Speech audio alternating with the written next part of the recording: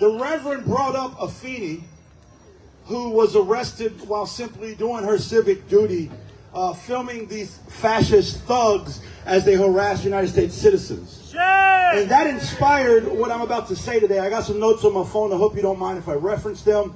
But it is not lost on me that she is a black woman, and that's who they arrested, because that is what America is. I want to give you a quick trip down memory lane. Because as they arrested Afeni, it reminded me of the words of Fred Hampton. You can lock up a revolutionary. You cannot lock up a revolution.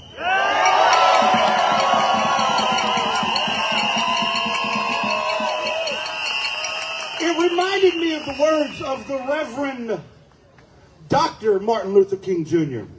The ultimate measure of a man is not where he stands in moments of comfort and convenience, but where he stands at times of challenge and controversy.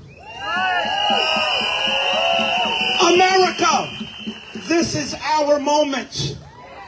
America, this is our challenge. This is our controversy. I'm going to ask you a simple fucking question. Where do you stand? Where you stand tells me everything I need to know about you. I look out here today, I see a lot of people who could have stayed at home, but you stand here. I look across America at all the different protests, and I see those who stand in front of fascists and say, hell no, we won't go.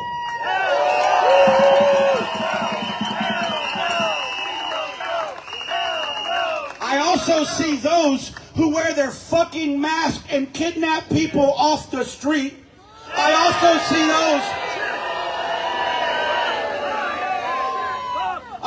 see those in the White House who are directing this fascist takeover of our country.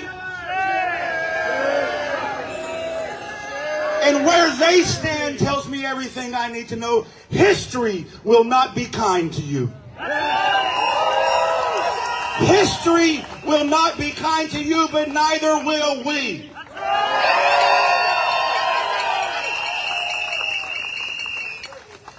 It reminds me of the words of Angela Davis. I am no longer accepting the things I cannot change.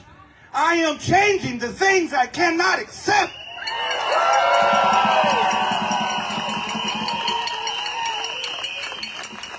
One of the co-founders of the Black Panthers, Bobby Seale, said, the only solution to pollution is the people's humane revolution.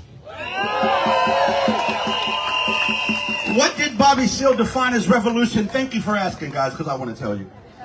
Revolution is about the need to re-evolve political, economic, and social justice and power back into the hands of the people, preferably through legislation and policies that make human sense. That's what revolution is about. Revolution is not about shootouts. Now, I want to say two quick things. Everybody I just quoted was a leader of the Black Liberation Movement. If you look like me in this crowd, let me be a little bit more clear. If you're fucking white, I need you to really absorb what I just said. Everybody I just read a quote from is a leader of the Black Liberation Movement. I want you to notice how everything they said is still fucking relevant today. I want you to know that how every word I read still resonated with your soul. It still resonated with your spirit. Well, what I'm about to say is going to hurt some feelings, and I'm okay with that. But I need every American to understand that the black community's had it right the whole fucking time.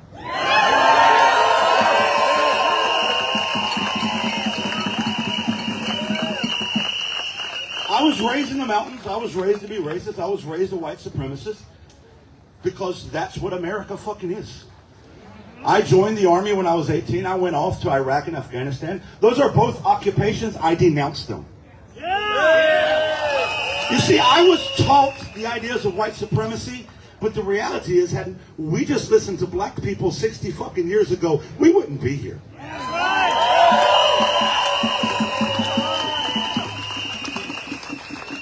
The problem is, white people love to accept progress as success. I'll say it again. White people like to accept progress as success. Well, let me quote another black revolutionary, El-Haj Malik El-Shabazz. For those unread, you may know him as Malcolm X. Malcolm said, if you stick a knife in my back 9 inches and pull it out 6 inches, there's no progress. If you pull it out all the way, that's not progress. The progress is healing the wound that's below the blow that was made.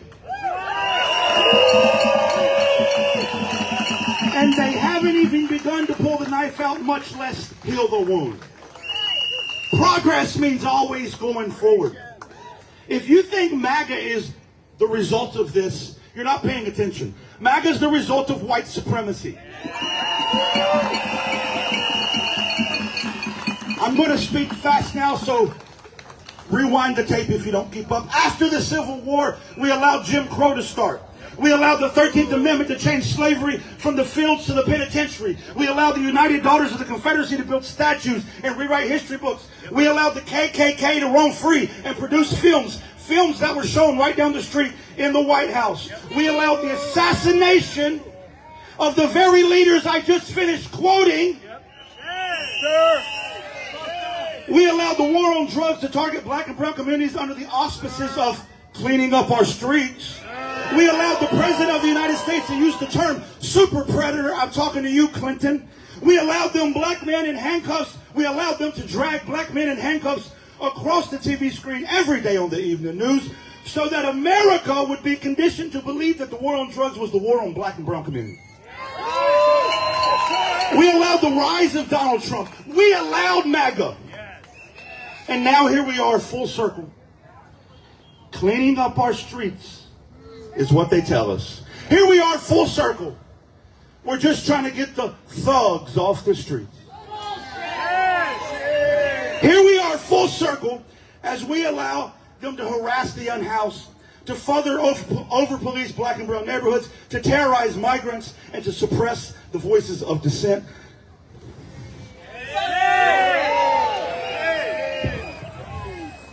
As I break shit. Well, let me be loud and clear.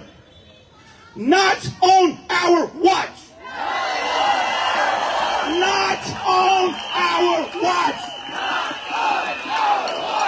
As Fannie Lou Hamer once said, I'm sick and tired of being sick and tired. It's time.